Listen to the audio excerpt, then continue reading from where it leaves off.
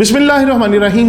नाज़रीन, आज की वीडियो बड़ी इंपॉर्टेंट वीडियो है। इस वीडियो में उन सारे सवालात के आपको जवाब मिलेंगे जो आपके और मेरे जहनों में इस वक्त पाकिस्तान की इकॉनमी को लेकर आपके और मेरे जहनों में है। सवाल कि कोई मुल्क दिवालिया कैसे होता है, दिवालिया होने की इलामात क्या होती हैं, अगर कोई मुल्क दिवालिया हो जाए तो क्या बैंकों में जो रकूम आपकी और मेरी पड़ी होती है उसका क्या बनता है, क्या वो मुंजमद कर दी जाती है या क्या होता है, ये भी आज की वीडियो में बताऊंगा। उसके बाद डिफ़ॉल्ट होने के बाद क्या मुल्क दोबारा तरक्की कर सकता है, ये भी बड़ा क्वेश्चन है लोगों के ज़हन में। और दूसरा, दिवालिया होने के बाद क्या मनफी असरात मुरतब होते हैं इस कौम पर, उस मुल्क पर, इसको भी डिस्कस करेंगे। और एक और बात कि क्या पाकिस्तान के दिवालिया होने के इम्कानात वाकई बढ़ रहे हैं, पाकिस्तान के डिफ़ॉल्ट होने की खुदा न खास्ता अगर पाकिस्तान डिफ़ॉल्ट हो जाता है तो उसके सूरत में लोगों पर क्या असरात पड़ेंगे। और दूसरा, क्या वाकई पाकिस्तान का जो इम्कान जिसको ज़ाहिर किया गया है ऐसा कुछ हो सकता है। और तीसरी और इम्पॉर्टेंट चीज़ कि दुनिया में क्या हमारे अलावा कुछ और ममालिक भी हैं जो डिफ़ॉल्ट होने के करीब, खुदा न खास्ता जो दूसरे ममालिक हैं वो भी डिफ़ॉल्ट हो सकते हैं कोई, या हम सिर्फ पूरी दुनिया में अकेले हैं। उसके अलावा क्या कोई मुल्क डिफ़ॉल्ट होने के बाद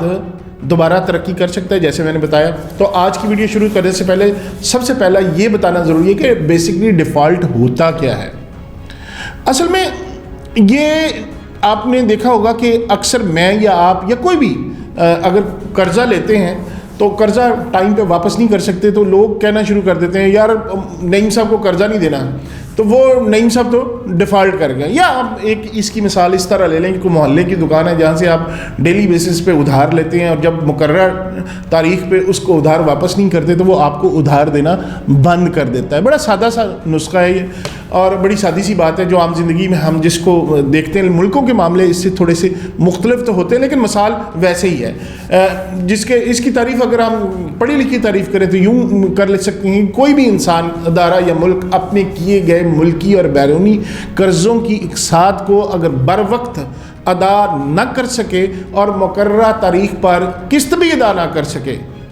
तो समझ लें तो ये मुल्क डिफ़ॉल्ट कर गया, ये उदारा डिफ़ॉल्ट कर सक गया। इसको डिफ़ॉल्ट भी कहते हैं, नादहिंदगी भी कहते हैं। कोई मुल्क दिवालिया क्यों होता है और उसकी क्या कीमत चुकाना पड़ती है, इसके लिए ज़्यादा तारीख़ कंगालने की ज़रूरत नहीं है। यूनान, वेनेज़ुएला, अर्जेंटाइन और श्रीलंका की मिसालें हमारे सामने मौजूद हैं। बैंक ऑफ इंग्लैंड और बैंक ऑफ कनाडा के मुश्तरका सॉवरेन डेट डेटाबेस के मुताबिक 1960 के बाद 147 ममालिक दुनिया के दिवालिया हो चुके हैं। अच्छा, कोई भी मुल्क दो तरह से डिफ़ॉल्ट कर सकता है। एक होता है सॉवरेन डिफ़ॉल्ट, जिसका मतलब ये होता है कि किसी खुद मुख्तार रियासत के ज़िम्मे वाजिबल अदा जो कर्ज़ की जो होता है वो मुकर्ररा मुद्दत में अदायगी उसकी मुमकिन ना रहे, यानी वो मुल्क उस मुकर्ररा मुद्दत तक उस कर्ज़ को वापस ना कर सके। और तीसरा होता है नाकामी या अदायगी से इनकार। और इनकार का मतलब वही जैसा हमारे रिजवी साहब ने कहा था, अल्लाह उनको जन्नत में जगह दे, कि आया जे गोरी, यानी हम सीधा कहते हैं कि जी हमारे पास पैसे नहीं है। ऐसे ही जैसे आपके पास अगर पैसे नहीं है, कोई आपको किसी से कर्ज़ लिया हुआ वो बार आपसे तकाजा करता है, आप पहले कोशिश करते हैं कि यार भाई मैं किस्तों में वापस कर दूंगा, भाई ये मैं आपको दे दूंगा, या कुछ थोड़े थोड़े करके देते हैं। या अगर आपके साथ कोई मामला इस तरह का तय किया गया है कि यार मैं आपसे फ़र्ज़ करें किसी से आपने 1000 रुपये लिया, आप कहते हैं यार महीने का 200 रुपये मैं वापस करूँगा और इस 200 रुपये के साथ मैं आपको 1200 रुपये वापस करूँगा, लेकिन वो किस्त मैं आपको देता जाऊंगा। तो आपने देखा कि पहले 2 महीने किस्तें दी, तीसरे महीने आप किस्त नहीं दे सके, तो फिर उसके क्या होगा? चौथे महीने दो ही सूरतें हैं, या तो आप इनकार कर देंगे, आप कहेंगे यार भाई मेरे को तो पैसे ही नहीं आए, अब मैं क्या करूं, मेरे पास पैसे नहीं है। आप कोशिश करें कि जब होंगे तो मैं दे दूंगा। तो उस सूरत में वो शख्स क्या करेगा? वो लोगों को भी ये बताएगा और इनको भी, दूसरे जानने वाले ये जिनसे आप कर्जा लेना चाहते हैं उनको भी बताएगा यार इनको कर्जा ना देना, ये तो पहले ही डिफ़ॉल्ट कर चुका है, इसने हमारे पैसे वापस नहीं किए। اسی طرح حکومتیں جب بینکوں سے قرض لیتی ہے یعنی مالیاتی اداروں سے قرض لیتی ہے اور ان کے ساتھ ہی ایک مخصوص مدت کا کانٹریکٹ کرتی ہے کہ فلاں سال کی فلاں تاریخ تک آپ کے پیسے سود سمیت واپس مل جائیں گے. IMF جیسے ادارے قرض کے معاہدے کے ساتھ شرائط کی ایک طویل فہرست آپ کو دیتے ہیں, اس ملک کو دیتے ہیں کہ بھائی یہ ہماری شرطیں ہیں, اگر ان کو پورا کرو گے تو قرض دیتے ہیں. لیکن قرض اور سود کی واپسی یکمشت نہیں بلکہ قسط وار ہوتی ہے. اندرونی قرضہ تو حکومت زیادہ نوٹ چھاپ کر بھی ادا کر دیتی ہے یا پھر بینکوں پر اثر و رسوخ استعمال کر کے تھوڑا وقت لے لیتی ہے. لیکن بیرونی قرضہ چونکہ زیادہ تر ڈالر کے صورت میں ہوتا ہے اور ایسے ہی واپس کرنا ہوتا ہے, تو عالمی اداروں پر اثر و رسوخ اس کا لوگوں کا نہیں ہوتا یا دوسری گورنمنٹس کا نہیں ہوتا. صرف امریکہ ہی ایسا ملک ہے جس کا تھوڑا بہت اس پہ اثر انداز ہوتا ہے, باقی اس کے بات نہیں.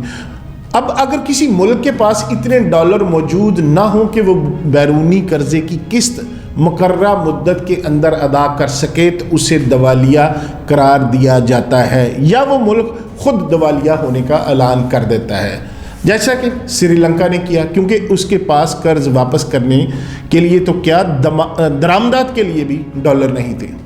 جون 2015 کو یونان IMF کو 1 ارب اور 30 کروڑ ڈالر کی قرضے واپس نہ کر سکا تو اسے دیوالیہ قرار دے دیا گیا اور IMF نے بھی مزید قرض دینے سے انکار کر دیا. اسی طرح حکومتیں سرمایہ اکٹھے کرنے کے لیے عالمی مارکیٹ میں بانڈ جاری کرتی ہے جب انہوں نے اپنے قرضے دینے ہوتے, جس پر سرمایہ کاروں کو منافع دینا پڑتا ہے. کئی بار مالی مشکلات کی شکار حکومتیں منافع ادا نہیں کر پاتی تو کہا جاتا ہے کہ فلاں ملک فارن ایکسچینج بانڈ میں ڈیفالٹ کر گیا. اگر ملک کے دیوالیہ ہونے سے پہلے جو علامات کسی بھی ملک کے جو دیوالیہ ہونے سے پہلے جو علامات ظاہر ہوتی ہیں ان میں سب سے جو بڑی علامت ہے کسی ملک کے پاس زر مبادلہ کی ذخائر اور ان کے مقابلے میں بیرونی قرضوں کی کتنی قسطیں ہیں اور ان پر سود کی کتنی ادائیگی ہونی ہے. جب ملک کے جاری یعنی کھاتوں یعنی کرنٹ اکاؤنٹ کا خسارہ ڈیفیسٹ جس کو کہتے ہیں بہت زیادہ بڑھ جائے اور زر مبادلہ کے ذخائر تیزی سے کم ہو اور اس کے مقابلے میں بیرونی قرضے کی قسط اور ان پر سود کی ادائیگی ایک مسئلہ بن جائے تو یہ ظاہر کرتا ہے کہ ملک دیوالیہ ہونے کے طرف بڑھ رہا ہے. اگر کرنٹ اکاؤنٹ ڈیفیسٹ اس لیے بھی بڑھتا ہے کہ ملک میں درآمدات ہوتی ہیں جن کو امپورٹ کہا جاتا ہے وہ زیادہ ہو جائیں اور اس کے مقابلے میں برآمدات جو ہے اس رفتار سے اتنی نہ بڑھ رہی ہوں تو اس پر ملک پر ڈالر جو دینے پڑتے ہیں وہ زیادہ دینے پڑتے ہیں, آ رہے ہوتے ہیں وہ کم ہو رہے ہیں, تو اس کا جو دباؤ ہے وہ زر مبادلہ کے ذخائر پر پڑتا ہے کیونکہ وہاں سے درآمدات کے لیے ادائیگی کرنی پڑتی ہے. اس ادائیگی کی وجہ سے بیرونی قرضے کی قسط اور اس پر سود کی واپسی مشکل ہو جاتی ہے کیونکہ بیرونی قرضے کی ادائیگی بھی ڈالر میں کرنی پڑتی ہے.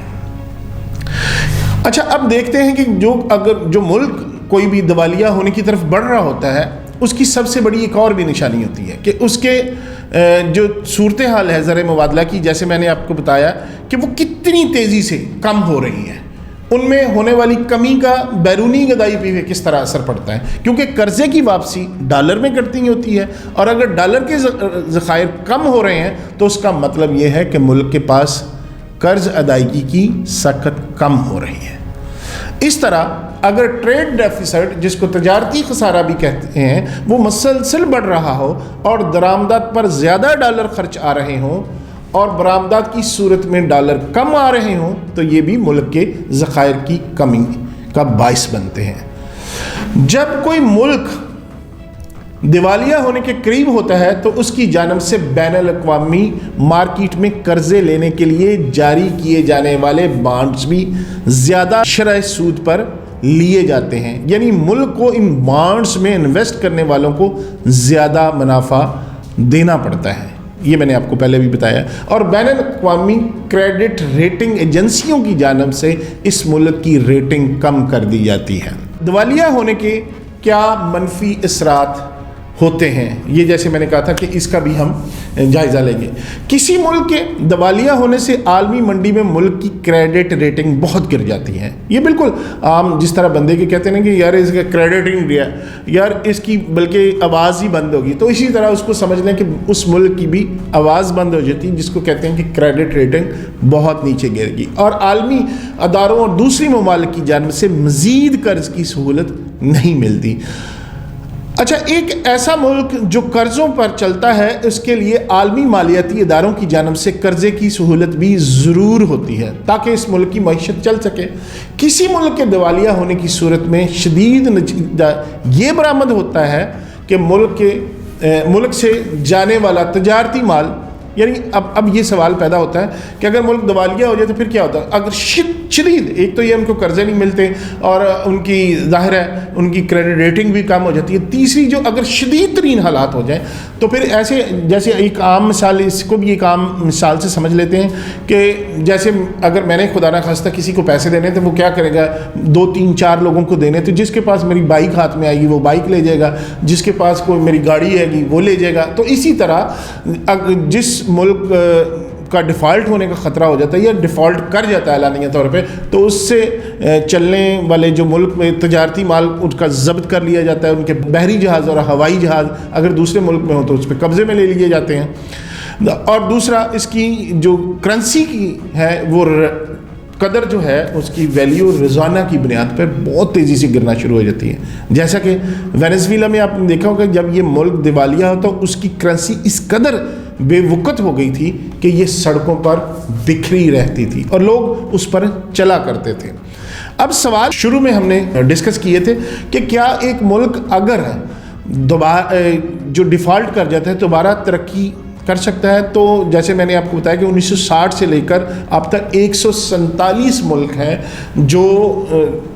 ڈیفالٹ کر چکے ہیں. لیکن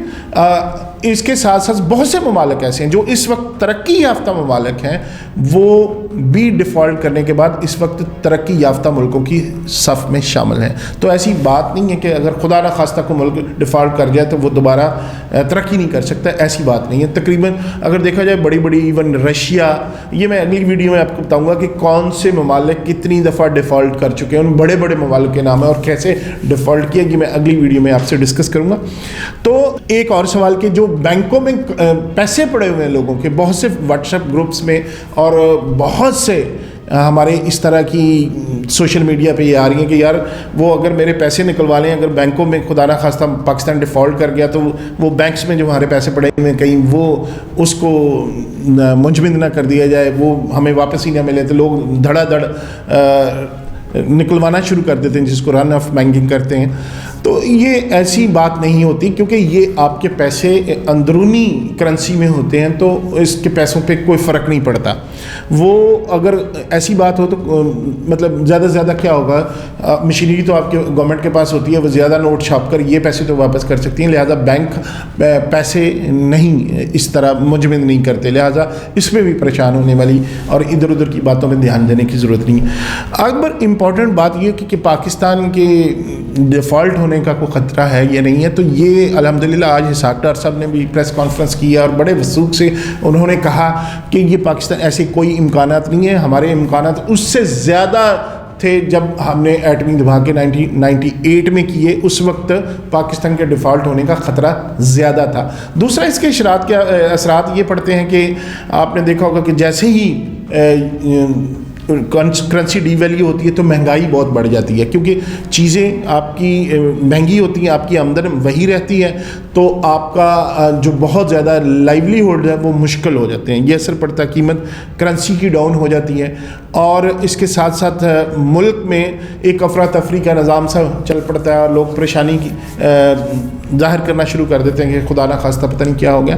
تو یہ قوموں پہ یہ چھوٹے موٹے معاملات ہوتے رہتے ہیں اور مشکل وقت آتے ہی رہتے ہیں, پریشان ہونے کی ضرورت نہیں ہے. ہمارے انشاءاللہ پاکستان کو کچھ نہیں ہونے والا, نہ یہ ڈیفالٹ کرے گا اور نہ ہی ظاہر جو امکان ظاہر کیا گیا تھا اس کے ڈیفالٹ ہونے کا, جس طرح میں نے شروع میں بتایا کہ یہ بھی سوال تھا, تو وہ صرف اس لیے کہ ہمارے ریزروز کم تھے, ہمارے پاس ظاہر قرضوں کی قسطوں کے پیسے نہیں ہیں, ڈالر کم ہے, تو اس لیے یہ لوگ ظاہر ہے جب پولیٹیکل انسٹیبلٹی ہے اور اس میں